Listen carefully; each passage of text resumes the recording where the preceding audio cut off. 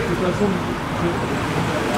on a pu discuter, j'en ai appelé plus ce soir, dans 2 jours après.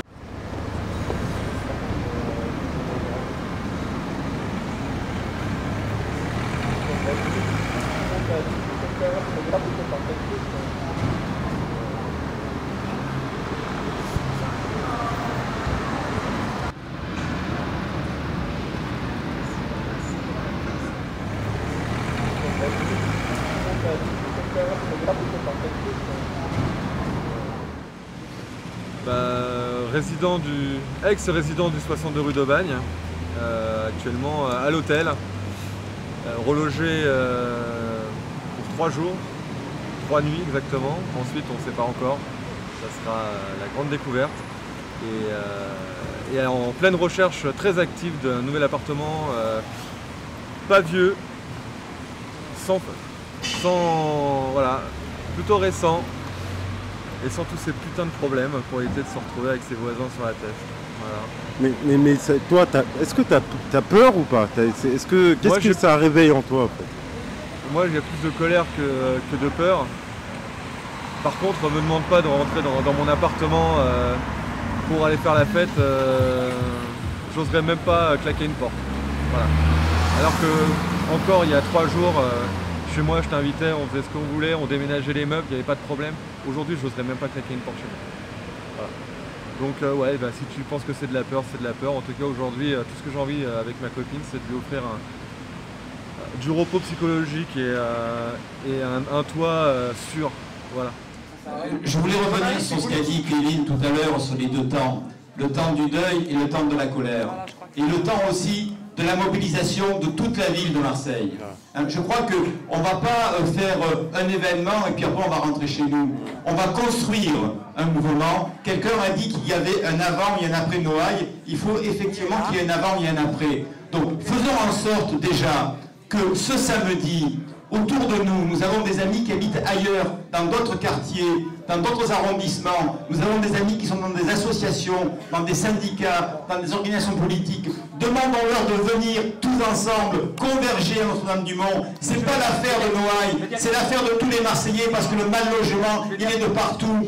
Et faisons ensuite que mercredi, on franchisse une étape supplémentaire. Ce sera la manifestation de la colère et de la revendication, mais de tous les Marseillais, pas que les habitants de ce quartier. Et moi, je m'engage ici à le faire autour de moi, à faire en sorte que des tas de gens qui ne sont pas directement impliqués par l'effondrement, mais qui sont choqués, qui sont sous le choc, qui ont envie de se mobiliser, le fassent. Et je crois que c'est important qu'on le fasse, parce que c'est à partir de ces manifestations-là que le travail de solidarité dans les collectifs sur le quartier sera revigorifié et sera légitimé. Donc il n'y a pas l'un et l'autre, il y a les deux. L'un entraîne l'autre, l'un permet de construire l'autre. Donc je crois qu'il est important déjà que plusieurs milliers de personnes, samedi, dans la dignité, marchent dans les rues de Marseille et que mercredi, peut-être plusieurs dizaines de milliers viennent avec leur colère.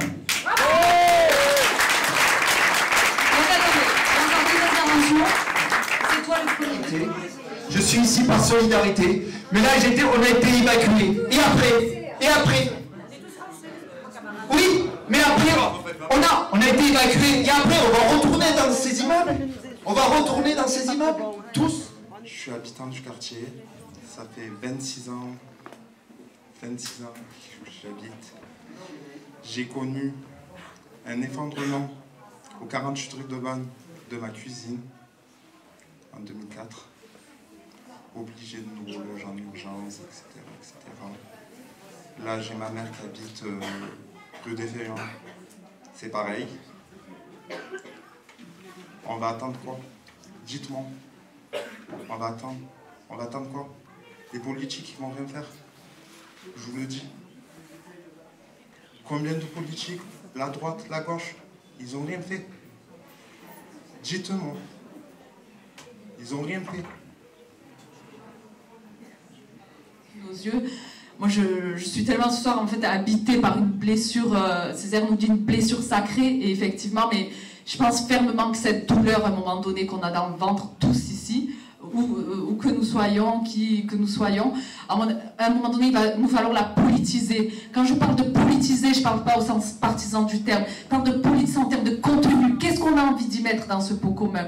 Quelle stratégie on va mettre en œuvre collectivement? Parce qu'effectivement, de là où on vient de monsieur parler du Yémen, monsieur parler de la Syrie, monsieur parler de ce qui se passe aussi à Gaza, mais les causes sont communes. Il faut arrêter avec cette crise-là avec laquelle ils sont en train de nous enfumer, parce que soi-disant cette dignité, elle a du mal à se mettre en œuvre parce qu'on est en crise, mais ils se foutent de notre gueule. On sait tous qui se partagent le gâteau. Regardez qui y a à la municipalité, regardez qui y a à la région, regardez qui y a dans toutes ces institutions. Qui sont dans les espaces décisionnaires? Qui sont dans ces espaces-là? À quel moment on nous fera une place dans ces espaces décisionnaires pour que notre parole légitime soit enfin entendue? Comment est-ce qu'on va s'organiser? On a les moyens de le faire. On est tous ici très intelligents.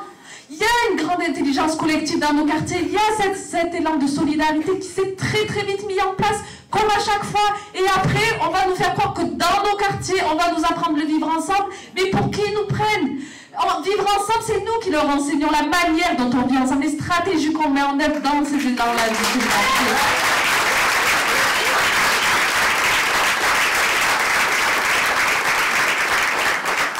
La chose que j'avais envie de vous dire aussi, et franchement parce que j'ai envie de le partager avec vous, c'est que la mort n'a pas la même odeur partout. Et il faut arrêter avec ça.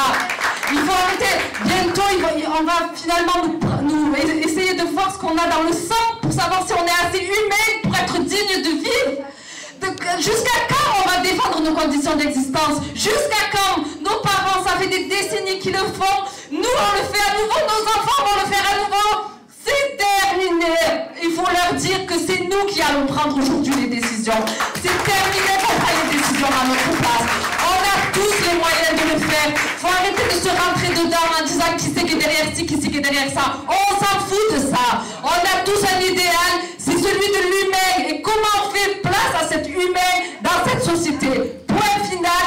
Si c'est pour ça que vous êtes là, on va mettre les stratégies en place, on va mettre un contenu et on va se lever les manches tous collectivement et on a les moyens. Arrêtez avec les fatalités, on a les moyens. La mort est devant nous, élevons-nous contre cette déshumanisation. Ça suffit. Baraka. Point. Je voulais prendre la parole juste pour dire que je suis venu ici dans un esprit de recueillement. Quand je vois que tout le monde est en colère, je trouve ça normal. Si j'étais à côté, je serais dans le même état. Je suis un ancien habitant du quartier, donc j'ai vécu les habitats insalubres, les cafards, la maison envahie par les rats, et les changements de propriétaires qui d'un coup faisaient plus rien et faisaient qu'on vivait dans un état de plus en plus dramatique. J'ai vu mon voisin mourir d'infarctus. Chez lui, c'est rempli de cafards. On se demandait comment il pouvait vivre avec tant de cafards. Donc, quand je vois ici s'effondrer l'immeuble, je reviens aussitôt. La rue d'Aubac, j'apprenais souvent. Donc, je pense aujourd'hui à tous les frères et sœurs qui sont sous les décombres maintenant. Il y en a encore à découvrir. On va les voir bientôt. Et je pense qu'aujourd'hui, c'est maintenant l'esprit du recueillement, de l'union sacrée qu'il faut. Avant de passer à la colère. Et j'avais pensé, en plus de la marche blanche, à faire une chose simple, c'est de faire de la rue d'Aubagne une rue des fleurs, une rue lumineuse, une rue de bougies. Qu'il n'y ait plus 1 cm² de la route qui ne soit pas remplie de bougies. Qu'on la voie du ciel pour tous nos frères et sœurs. Que ça fasse le tour du monde. Qu'on voit que Marseille est soudée, unie. Qu'il n'y a pas de différence entre nous tous.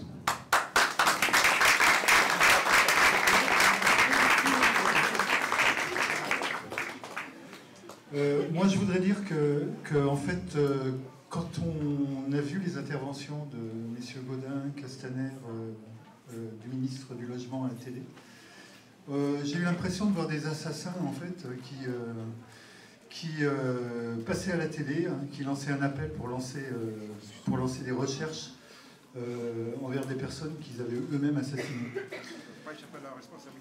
Et en fait, tout ça, c'est une façade.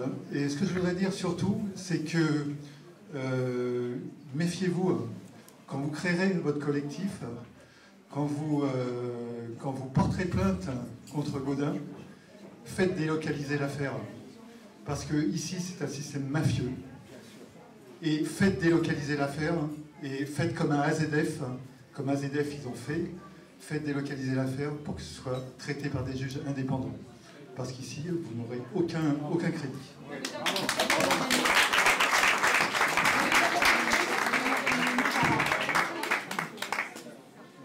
moi ça va aller très vite. Je travaille dans le 15-16e arrondissement et c'est vrai que ce qui s'est passé lundi, ça a fait écho dans beaucoup de quartiers qui connaissent cette insalubrité du logement, ces conditions de vie insoutenables, mais je pense que ça a été un élément déclencheur. C'est-à-dire que c'est vrai qu'il y a le moment du recueillement, mais le moment de la réflexion maintenant. C'est-à-dire que maintenant, je vis dans ce taudis et je peux mourir. C'est-à-dire qu'il y a vraiment eu une prise de conscience des personnes qui vivent, que ce soit du côté de Bougainville, les quartiers que je connais, Bougainville, les Crottes, vous voyez. Donc cela, il ne faut pas les oublier. Et je pense, comme le disait une personne tout à l'heure, qu'il faut lier tous les combats géographiques qui sont tenus par une même motivation, c'est-à-dire le droit au logement digne. C'est difficile de parler pendant des moments pareils avec beaucoup d'émotions. J'ai très touché par les personnes qui sont ensevelies sous les décombres. Il y a encore 2-3 personnes qui sont à la recherche, voire plus. Des familles qui ont été évacuées des immeubles avoisinants parce qu'ils sont tombés, parce qu'ils vont tomber, parce qu'ils vont finir par tomber. Ceux-là ont été à plusieurs reprises harcelés par les autorités publiques, les trésors publics, pour leur faire payer les taxes d'habitation.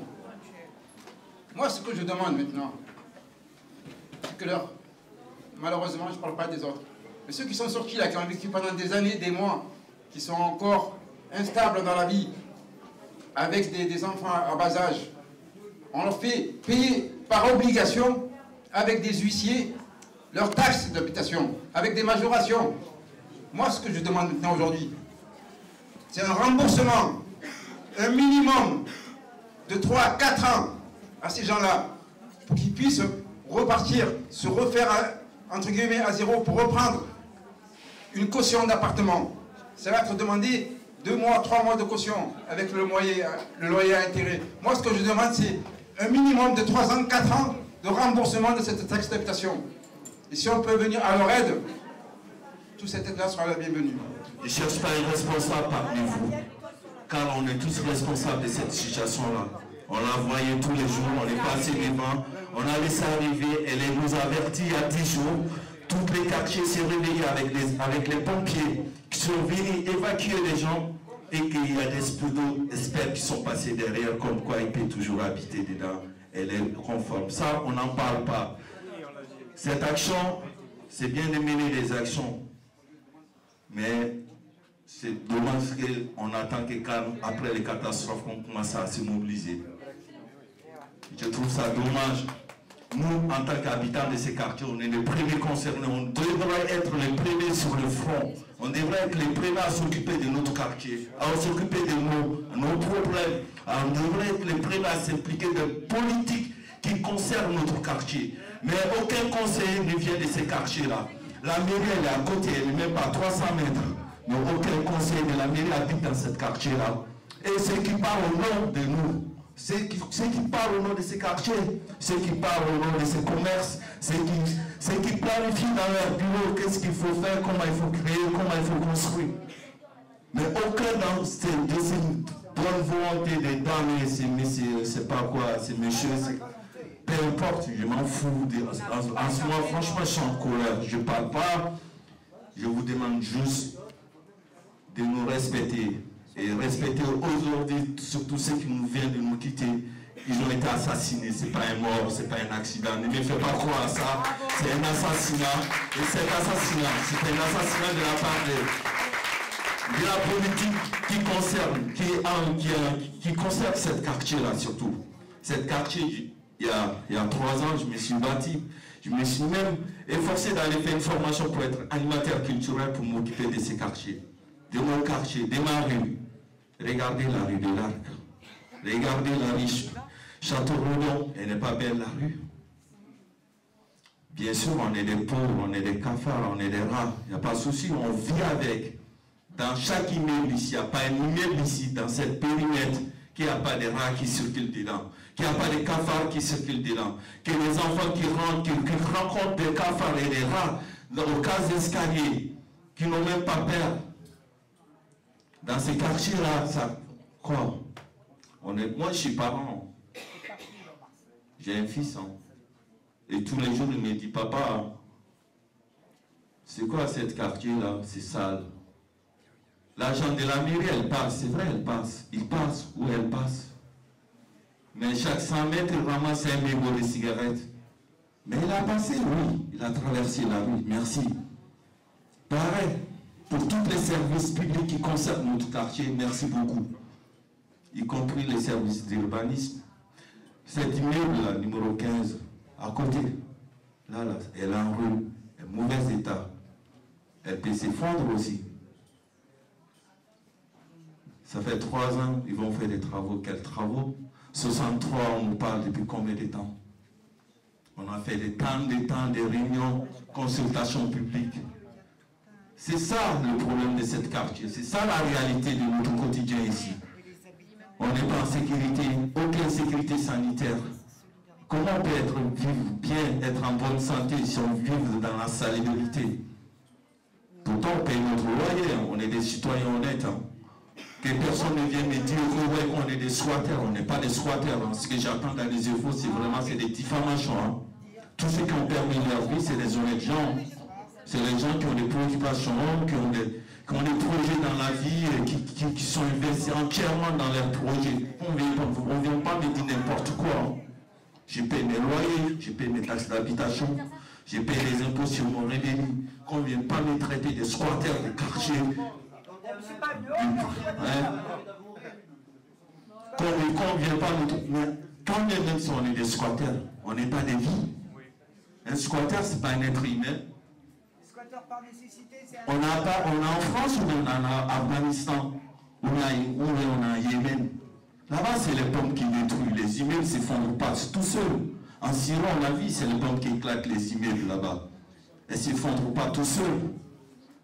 Qu'est-ce que c'est ça? Arrêtons. On vit quand même dans la Méditerranée, quoi. Marseille, capitale de la culture, capitale du sport, la Mycène. Allez, ouais.